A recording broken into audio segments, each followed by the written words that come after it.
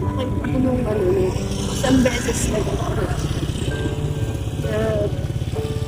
doon ko napatunayan na lahat pala nakikita ng Diyos yun. Yun nag-away ako. Talagang hindi ko masabi na bubain pa kami. O ano. Doon ko nakita na talaga parang may Diyos. Doon ako na sabi sa akin na manahig ka. Magdasal ka. Kung nakita nag-aaway ka sila. May kakakita. Now I belong to Jesus. Jesus belongs to me.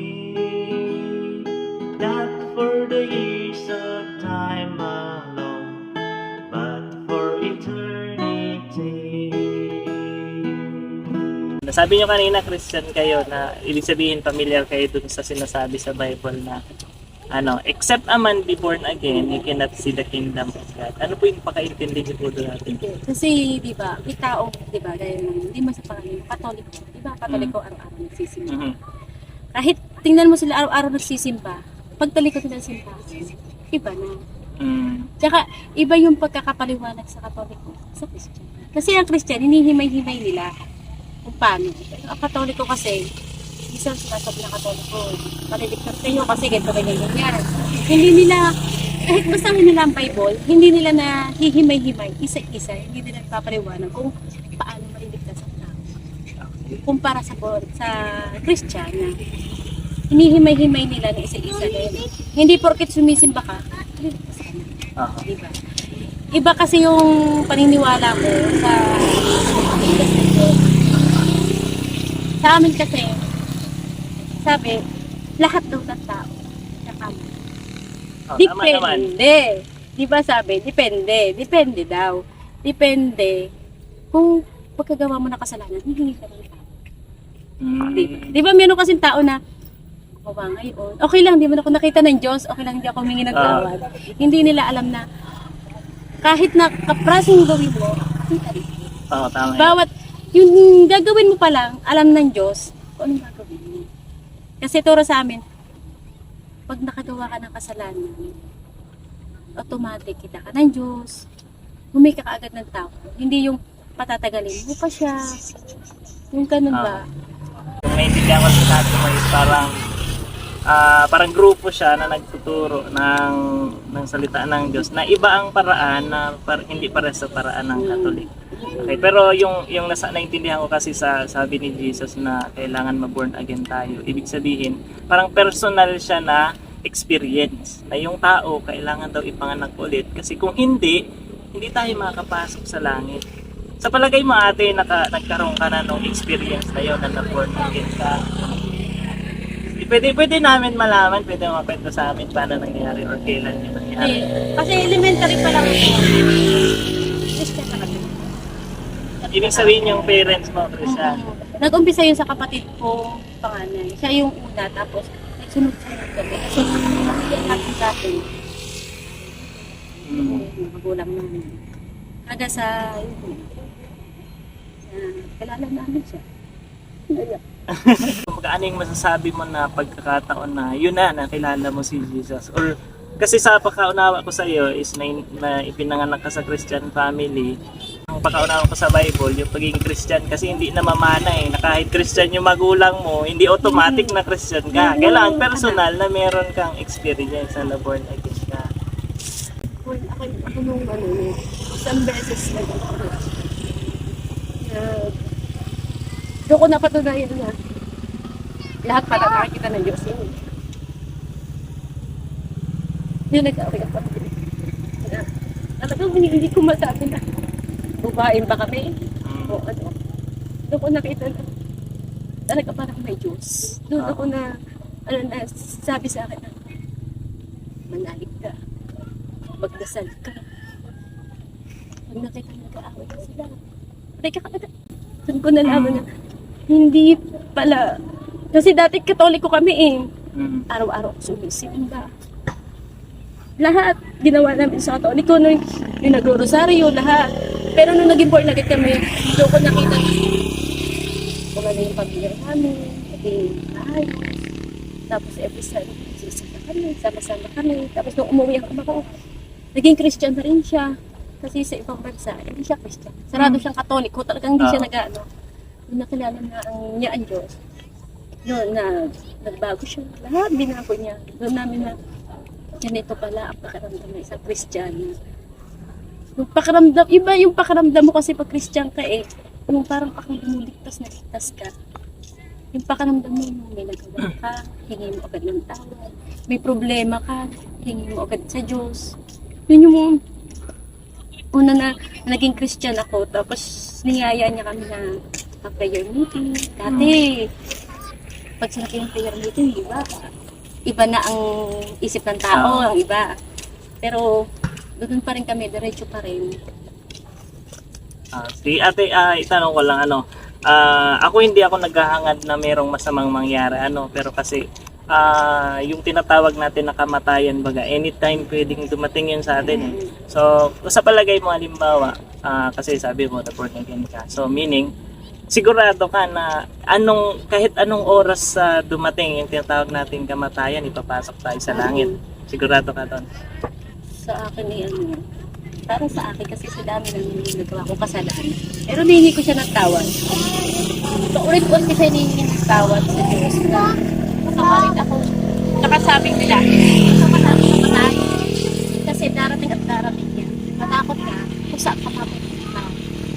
Para sa akin, parang hindi ako natatakot na mamatay. Kasi alam ko kung saan ako.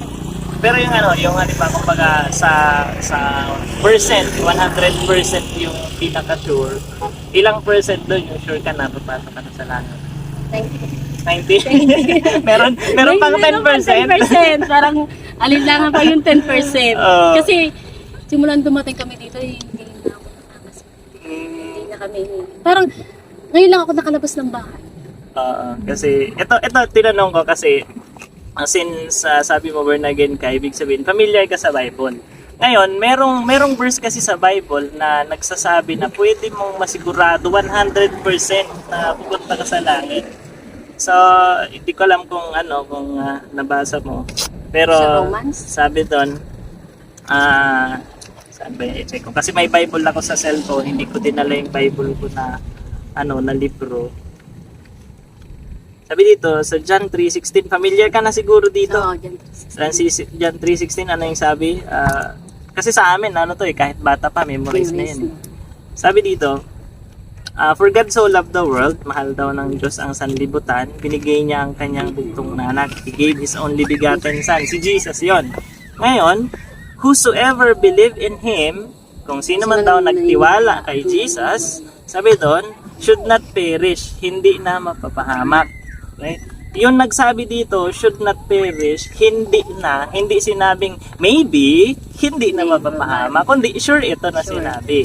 So doon, hindi mapapahamak, but have everlasting life. Magkakaroon ng buhay na walang hanggan. Doon yun sa langit. Sabi niya sa verse 17, for God sent not His Son, si Jesus, into the world to condemn the world, but that the world through Him might be saved, para bigyan tayo ng kaligtasan.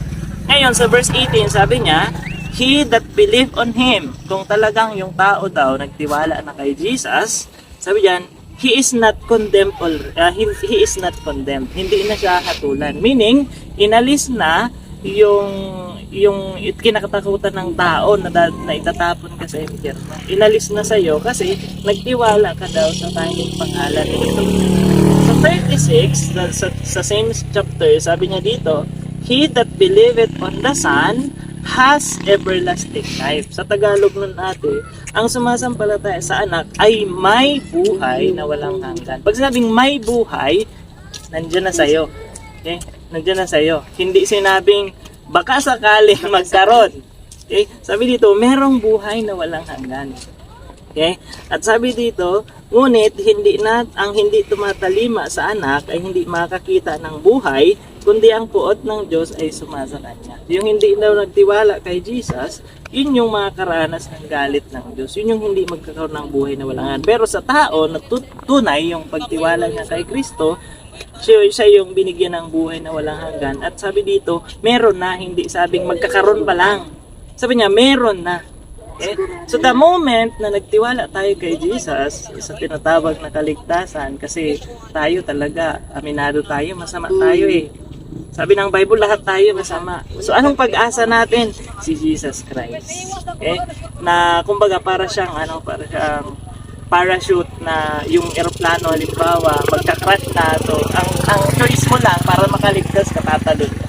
Pero syempre, kapag tumalon ka, sisiguraduhin mo na mabubuhay ka. Paano ka mabubuhay? Lilipat ka, ganong-ganong ka. Hindi, ang chance mo, ay ang only hope mo, meron kang parachute na isuot. And yun si Jesus. Kapag nagtiwala ka daw kay Jesus, inalis na yung parusa, binigyan ka ng buhay na walang hanggan. Ibig sabihin, the moment na 100% nagtiwala tayo kay Jesus, pinatawad yung kasalanan natin, 100% din, pupunta tayo sa langit. Kaya hindi mo na kailangan magtira ng 10%. Kasi itiwala mo ang buo kay Jesus, sabi niya, bigyan tayo ng buhay na walang hanggan. Meron ako ikwento, merong mag-ama, yung mag-ama na to, syempre mahal na mahal nung tatay yung anak niya. Lahat ng payo, ng gabay, simula nung maliit pa hanggang paglaki, binigyan niya talaga. Kaso yung anak medyo may katigasan ng ulo, na barkada hanggang sa paglaki natuto ng bisyo. Isang araw, nag-inuman sila nung barkada niya. Eh syempre hindi naman mapigil nung tatay kahit mahal na mahal nung tatay. So ang nangyari, habang nagiinuman yung anak niya kasi barkada, di ba kapag nalalasing medyo minsan naiba yung espiritu. So ang nangyari, sila parang nagpapahambugan, anong tawag sa Tagalog, nagpapayabangan. Ayan, nagkwento ng kung ano-ano na para ipagyabang yung sarili. Dahil lasing na nga, medyo hindi na nagustuhan nung anak niya yung kwento ng barkada. So napikon siya dahil nagpapayabangan sila, nagsutukan sila hanggang dahil sa away nila, yung bote na iniinom nila, binasag niya, sinaksak niya dun sa barkada niya. So ang nangyari, hinuli ng pulis, nireklamo, humarap sa husgado. Ngayon, nandun na siya sa husgado. Sabi nung judge, okay, anong sasabihin mo dahil ikaw ay inaakusahan na nagsaksak at napatay yung barkada mo. So hindi siya makaimik. Alam niya guilty, pero bago nagbigay ng sentensya yung judge, dumating yung tatay kasi mahal na mahal ng tatay yung anak eh. Sabi niya, "Judge, ako yung ikulong yung may kasalanan." Okay? So sabi nung judge, sigurado ka ba sinasabi mo? Yung sabi nung tatay, ako talaga yung dahilan kung bakit nag-away dalawa, ako talaga yung nagsaksak, ako talaga yung nagpatay. Pero ang totoo, hindi yun ang ginawa lang niya yun para yung anak niya, dahil sa sobrang pagmamahal niya, alisin dun sa parusa ng pagkakulong. So ang nangyari, ganon, sa madaling salita, yung tatay yung nakulong, si tatay yung naghirap, yung anak makauwi, absuelto sa kaso. Totally, parang itinuring siya ng judge, okay, hindi ka na. Wala ka ng alalahanin, lahat ng dapat mong bayaran, yung tatay mo ang bahala. Okay? So sa totoo lang, ganun yung sitwasyon natin eh. Tayo makasalanan, tapos si Jesus nagpabako dun sa cross, kinuha lahat yung dapat sa atin. Sabi ng Bible, kapag nagtiwala ka, kinilala mo yung ginawa ni Jesus dun sa cross, sabi ng Bible, yung kasalanan mo, kuwari si Carmina, yung kasalanan niya, hindi natin yung nakikita. Mangyayari lang yun, or totoo yun, kung yung sa tinatawag nating pananampalataya. Kung paniniwalaan mo siya, si Carmina, yung kasalanan niya, kung naniniwala siya na binayaran ni Cristo yung kasalanan niya, ang ginawa ng Diyos, habang nakapako si Jesus sa cross, kinuha yung kasalanan ni Carmina, ilagay sa katawan ni Cristo. Tapos si Cristo, dahil wala siyang kasalanan, banal siya, tapos binabayaran yung kasalanan natin, ang ginawa ng Diyos, inalis yung kabanalan ni Cristo, inilagay kay Carmina. Dahil naniniwala siya doon kay Cristo. Yung kasalanan ni Carmina, yun yung dahilan naman bakit nandun si Cristo nakapako sa cross. Nung namatay si Cristo doon, kasamang namatay yung kasalanan ni Carmina. Nung nabuhay si Cristo, kasi after 3 days nabuhay siya, sabi ng Bible, nabuhay din si Carmina. Kung naniniwala doon, may bagong buhay na siya. Okay? Sabi ng Bible, yun yung tinatawag nating kapanganakan muli sa John John 1:12, ipinanganak sa pamilya ng Diyos, sabi dito. Ah, saan na yun? John 1:12.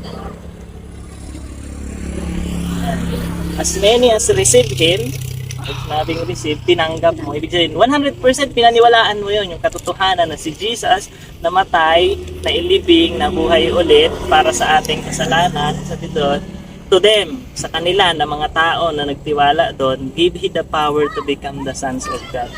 Kasi dati, hindi tayo son of God dahil sa kasalanan, son tayo ni Satan. Pero naging son tayo ng Diyos, naging born again tayo. Hindi siya natin nakikita, di natin nararanasan pareha sa pag-ipinanganak ang baby na physical nararanasan ng tao. Pero ito, hindi ito nararanasan, nangyayari lang sa pamagitan ng tinatawag na faith. Kung paniniwalaan mo 100%, pinanganak ka sa pamilya ng Diyos, meron kang kasiguraduhan 100% papasok ka sa lahat. Okay? So, sana ate yung maka 100% mawala na yung 10 kasi salita kasi ito ng Diyos pag hindi natin pinaniwalaan mayroon tayong problema. Ito hindi naman to galing sa akin, sa Diyos mismo galing siya. Sabi niya meron ka na, pag nagtiwala ka meron ka na so totally absuelto ka sa kasalanan mo, totally pinanganak ka sa pamilya ng Diyos, totally bago na yung buhay mo. So, kailangan na itiwala mo kay Jesus yung buo. Okay? Hindi 90, hindi 80. Ate Lynn, salamat sa panahon mo. Pasensya na sa istorbo. Okay lang ba ipag-pray kita? Sige, okay lang. Mapay tayo. Thank you, Lord, sa hapon na ito na nakilala ko po si Ate Lynn. Salamat po sa panahon niya. Salamat sa pagtyaga niya, Lord, na makinig.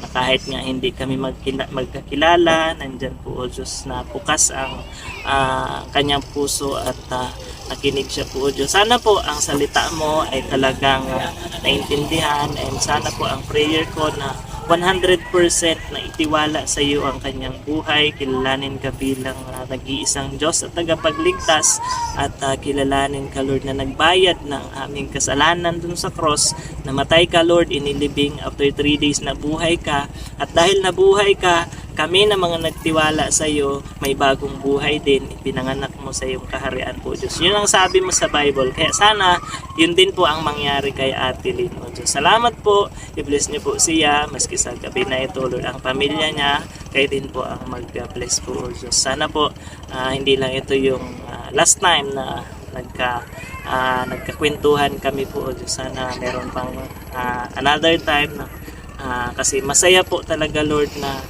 makipagkwentuhan na ang topic yung salita mo, hindi kung ano-ano man na mga chismis po, Lord. Kaya i-bless niyo po si Ate Lynn. Salamat po sa buhay niya sa gabi na ito, sa hapon na ito, Diyos. Salamat po. This all we pray in Jesus' name. Amen.